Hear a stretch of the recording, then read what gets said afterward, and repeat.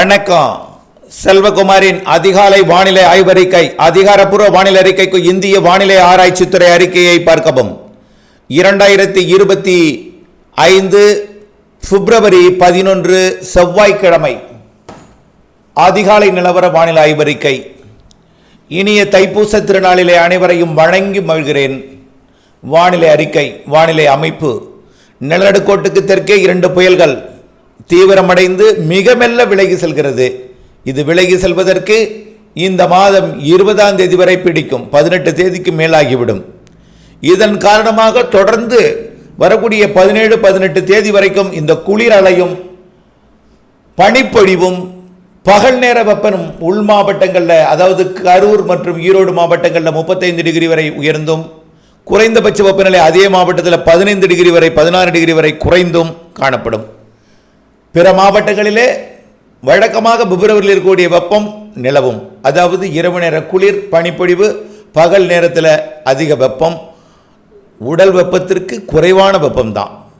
அச்சப்பட தேவையில்லை. அனல் காற்று ஏதும் இல்லை. பிப்ரவரியில் உணரும் பொழுது சில இடங்களிலே அதிகமாக காணப்படும். ஆனால் அது உணர்தல் மட்டுமே. ஆனால் உபாதை தராது. வரக்கூடிய 12, 13, 14 எதிர்பார்க்கப்பட்ட அந்த மேகமூட்டம் என்பது மாற்றமில்லை. மிரட்டும் வானிலை. இலங்கைக்கு தூறல். தமிழ்நாட்டிற்கு 12, 13, 14, 15 தேதியில் கூட மதிய நேரத்தில் கருமேகம் வந்து மிரட்டும். மழைக்கு வாய்ப்பில்லை. அச்சப்பட வேண்டாம். அறுவடை விவசாயிகள் தொடர்ந்து அறுவடை பணியை மேற்கொள்ளலாம். ஓகே.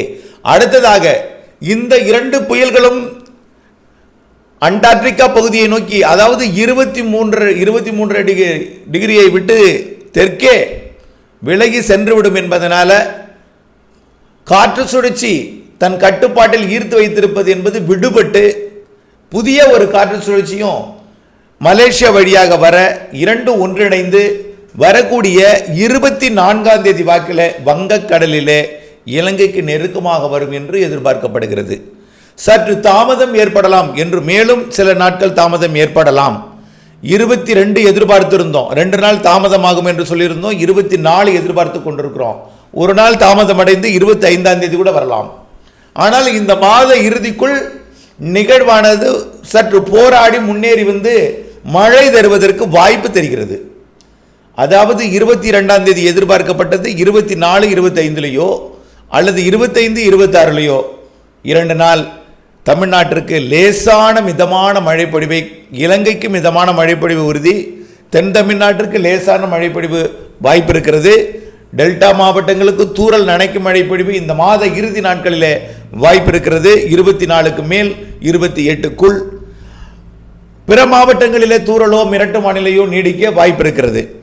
ஆனால் இந்த நிகழ்வு எந்த அளவிற்கு ஏறி வருகிறது? காரணம், உயரழுத்தம் ஒன்று ஒடிசா மற்றும் ஆந்திர பிரதேச கரையோரமாக கரையோரத்தை ஒட்டிய வளிமண்டலத்தில் நீடித்து கொண்டிருக்கிறது.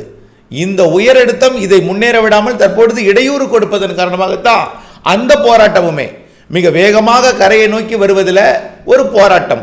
ஆனால் முண்டியடிக்கும் உயரழுத்தம் வாய்ப்பு வழங்கும் போது சற்று வழக்கே ஏறி வரும்.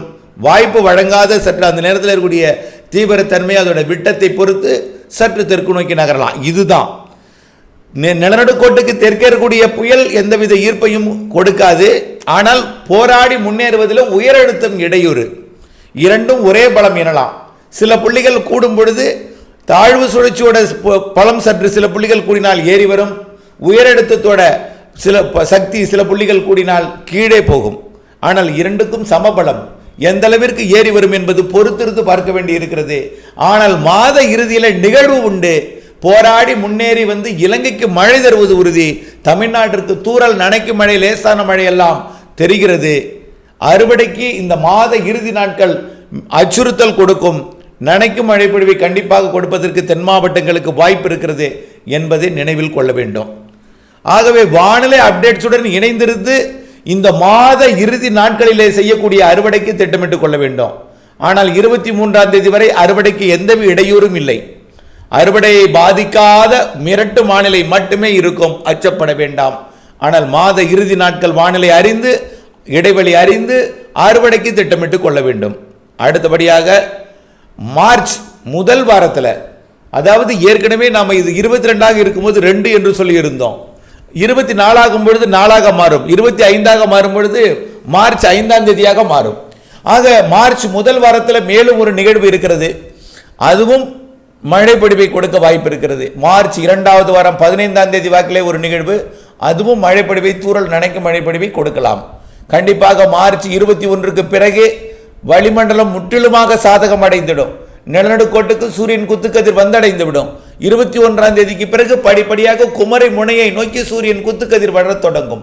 இதன் காரணமாக படிப்படியாக கடல் நீரோட்டமும் கடல் வெப்பமும் அதிகரிக்க தொடங்கும். ஏற்கனவே அதிகரித்திருக்கிறது, 28 டிகிரியாக இருக்கிறது.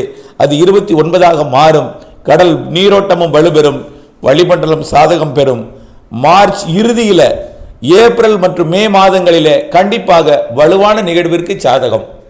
ஏப்ரலில் ஒரு வலுவான நிகழ்வு, மேயில் ஒரு வலுவான நிகழ்வு, இரண்டும் நல்ல மழைப்பொழிவை தமிழ்நாட்டுக்கு தரும். தெற்காந்திர தமிழ்நாடுக்கு நெருங்கி வரக்கூடிய அந்த நிகழ்வு மழைக்கு வாய்ப்பு பிரகாசமாகத்தான் இருக்கிறது. ஆனால் அனைவருக்கும் பரவலான மழைப்பொழிவு எல்லோருக்கும் கொடுக்கும் என்று நம்ப முடியாது, உறுதியிட்டு சொல்ல முடியாது. காரணம், நிகழ்வு உருவாவதற்கு சாதகமான கடல் வெப்பம் இருக்கிறது, வளிமண்டலம் இருக்கிறது, வளிமண்டலம் இருக்கிறது. ஆனால் உருவாகக்கூடிய நிகழ்வு உருவாகும் இடம், அந்த நேரத்தில் இருக்கக்கூடிய சாதக அமைப்பு, உயரழுத்தம் மற்றும் மேற்கத்திய இடையூறுகள் மற்றும் தென் நிலநடுக்கோட்டு இந்திய பெருங்கடலில் இருக்கக்கூடிய அமைப்புகள் எல்லாமே எப்படிப்பட்ட ஒரு சாதகத்தை கொடுக்கும், முன்னேற்றம் எப்படி இருக்கும் என்பதை பொறுத்திருந்து தான் பார்க்க வேண்டும். ஆனால் தமிழ்நாட்டிற்கு கோடையில 2 நிகழ்வுகள் இருக்கிறது. 2இல் ஒன்று ஏப்ரல், மற்றொன்று மே மாதம் என்பதை மட்டும் நான் சொல்ல முடியும். ஆனால் கோடை மழை இந்த ஆண்டு சராசரிக்கு கூடுதல் இருக்கிறது. கோடை வெப்பம் சராசரி அளவு இருக்கிறது. சில நாட்கள் கூடியிருந்தாலும் சில நாட்கள் குறையும் பொழுது ஒட்டுமொத்த வெப்பத்தை சராசரி பார்க்கும் பொழுது சராசரி வெப்பம் இருக்கும். மழையை பொறுத்த வரைக்கும் 2 நாளில், மாதத்தில் 2 நாள் மட்டும்தான் பெய்யும். பெய்தாலும் அந்த மாதத்தில் பெய்ய வேண்டிய மழையை சேர்த்து பெய்துவிடும். அது குறிப்பிட்ட இடங்களில் கொட்டும், குறிப்பிட்ட இடங்களை ஒதுக்கும், அப்படித்தான் சொல்ல முடியும். ஆகவே இந்த ஆண்டு அதாவது பருவமழைகள் சிறப்பாக இருக்கிறது, கோடை மழை சிறப்பாக இருக்கிறது. பருவமழையும் கோடை மழையிலும் பெய்யக்கூடிய மழை நீரை சேகரித்து திட்டமிட்ட விவசாயம் மேற்கொள்ள, கைவசம் நீர்தேக்கி கவலை இல்லாமல் விவசாயம் மேற்கொள்ள பண்ணை குட்டைகளை அமர்த்திடுங்கள். கண்டிப்பாக உங்களுக்கு மழை பொழியும் பொழுது சேமிக்க எந்த நேரமும் தயாராக இருக்க வேண்டும். அதற்கேற்ற முன்னேற்பாட்டுடன் இருங்கள். காரணம், வருங்காலங்களிலே கண்டிப்பாக நீங்கள் நினைக்கும் பொழுது மழை தராது. விதைக்கும் பொழுது ஒரு மழை, வளரும் போது ஒரு மழை என்று கிடைக்கவே கிடைக்காது. சேர்த்து பெய்யும், சேமித்து பயன்படுத்த திட்டமிட்டு விவசாயத்திற்கு நாம் ஏற்ற ஒரு சூழலை ஏற்படுத்தி கொள்ள அன்போடு கேட்டுக்கொள்கிறேன். தொடர்ந்து வானிலை அப்டேட்ஸுடன் இணைந்திருங்கள். இந்த மாத இறுதி நாட்களில் வரக்கூடிய நிகழ்வோட மழை பொழிவு எப்படி இருக்கும் என்பதை அறிந்து அறுவடைக்கு திட்டமிட்டுக் கொள்ளுங்கள். 23ஆம் தேதி 24ஆம் தேதி வரை அச்சமின்றி அறுவடை செய்யலாம். தொடர்ந்து வானிலை அப்டேட்ஸுடன் இணைந்திருந்து வானிலை அறிந்து பணி செய்திடுங்கள். அப்டேட்ஸ் அறிந்து விவசாயம் செய்திடுங்கள். நன்றி.